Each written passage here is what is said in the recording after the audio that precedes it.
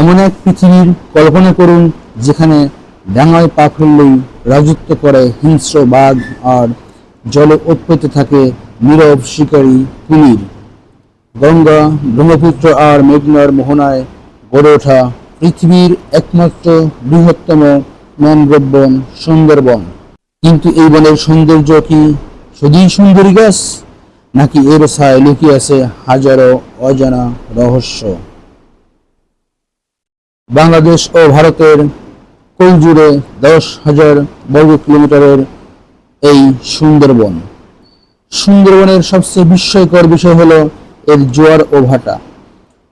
প্রতিদিন দুবার এই বনের রূপ সম্পূর্ণ বদলে যায়, পানিতে একাকার হয়ে যায় সুন্দরবনের চিত্র। আর এখানকার উদ্ভিদের শ্বাসমূল আর আরিয়াল রুটস একে পৃথিবীর অন্যতম আলাদা শ্রেষ্ঠ অরণ্যে পরিণত করেছে। সুন্দরবন মানে শুধু বাঘ নয়, সুন্দরবন মানে শুধু বাঘ নয়, এটি প্রকৃতির এক সমৃদ্ধ চিড়িয়াখানা। চিত্রা হরিণের চঞ্চলতা, নোনা জলের বিশাল কুমির, বিলুপ্তপ্রায় নানা জাতের প্রাণী ও পাখির কলতানে মুখরিত থাকে এই সুন্দরবন। এখানকার প্রতিটি প্রাণী এই কঠিন ম্যানগ্রোভ পরিবেশে নিজেদেরকে মানিয়ে নিয়েছে অবলীলায়।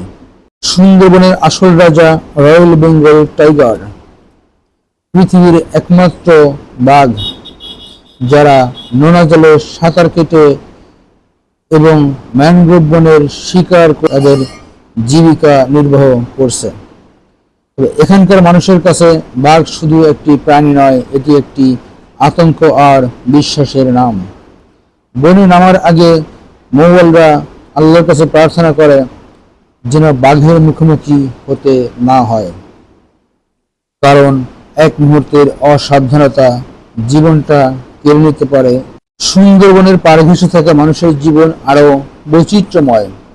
জল আর জঙ্গলের সাথে বাধা, মধু সংগ্রহ করা, মাছ ধরা, কাঁকড়া ধরা, এগুলো শুধুই পেশা নয়, প্রতিদিন মৃত্যুর পাঞ্জা লড়ে।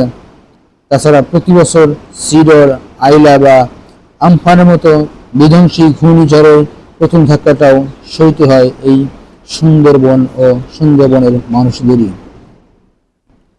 সুন্দরবন শুধু জলবায়ু পরিবর্তনের বিরুদ্ধে এক প্রকৃতির ঢাল নয়, এটি আমাদের দক্ষিণ এশিয়ার ফুসফুস।